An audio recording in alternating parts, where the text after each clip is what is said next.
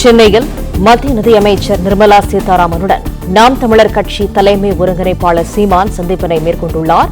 கூடுதல் தகவல்களை தருகிறார் எமது செய்தியாளர் ராஜகுமரன். வணக்கம். முழு விவரங்கள் என்ன? நேற்றைய தினம் சென்னை வந்திருந்த மத்திய நிதியமைச்சர் நிர்மலா சீதாராமனுடன் நாம் தமிழர் கட்சியினுடைய தலைமை ஒருங்கிணைப்பாளர் சீமான் ஏறக்குறைய ஒரு 20 நிமிடங்களுக்கு மேலாக சென்னை கிண்டியில் இருக்கக்கூடிய தனியார் நட்சத்திர விடுதியில் சந்திப்பினை மேற்கொண்டிருக்கின்றார். அரசியல் ரீதியிலான சில விஷயங்கள் அதில் பேசப்பட்டுள்ளதாக சொல்லப்பட்டிருக்கின்றது. 2026 சட்டமன்ற தேர்தலை பொறுத்தவரை தமிழகத்திலே தேசிய ஜனநாயக கூட்டணியை எவ்வளவு முடியுமோ அவ்வளவு தூரம் வலிமைப்படுத்துவதற்கான முயற்சியிலே பாஜக தேசிய தலைமை ஈடுபட்டிருக்கின்றது. அதன்படி திமுக எதிர்ப்பில் இருக்கக்கூடிய அனைத்து அரசியல் கட்சிகளையும் குறைந்தபட்ச செயல் திட்டத்தின் அடிப்படையில் ஒருங்கிணைத்து தேர்தலை சந்திப்பதற்கான யுக்தியை தற்பொழுது தேசிய ஜனநாயக கூட்டணி வகுத்து வருகின்றது.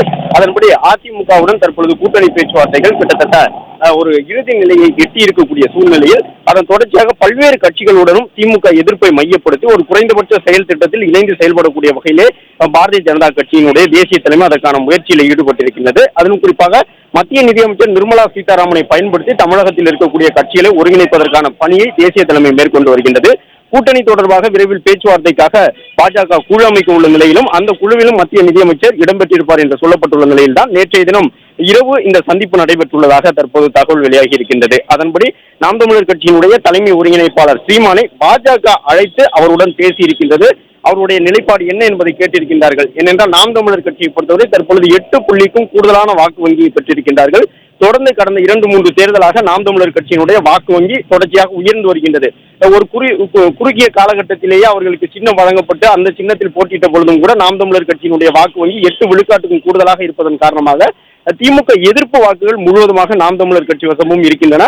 இந்த நிலையில்தான் சீமானுடைய அரசியல் நிலைப்பாடு தொடர்பாக 2026 சட்டமன்ற தேர்தலை எதிர்கொள்வதற்காக சீமான் வைத்திருக்கக்கூடிய திட்டங்கள் குறித்தும் இந்த சந்திப்பின் பொழுது நிதியமைச்சர் கேட்டறிந்ததாக தகவல் வெளியாகி இருக்கின்றது.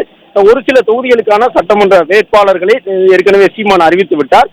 அந்த வகையில் இன்னும் ஓரிரு நாட்களில் 90 சட்டமன்ற தொகுதிகளுக்கான வேட்பாளர்கள் முழுவதுமாக அறிவிக்கப்பட்டு தேர்தல் பணிகளை தொடங்குவார்கள் என்றும் நாம் தமிழர் கட்சியின் சார்பில் சொல்லியிருக்கின்றார்கள்.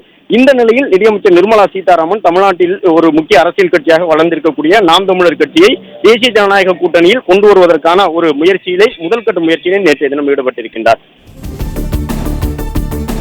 தகவல்களுக்கு நன்றி ராஜகுமரன்.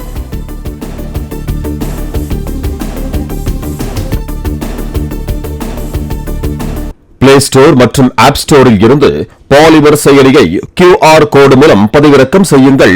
செய்திகளை உடனுக்குடன் பெறுங்கள்.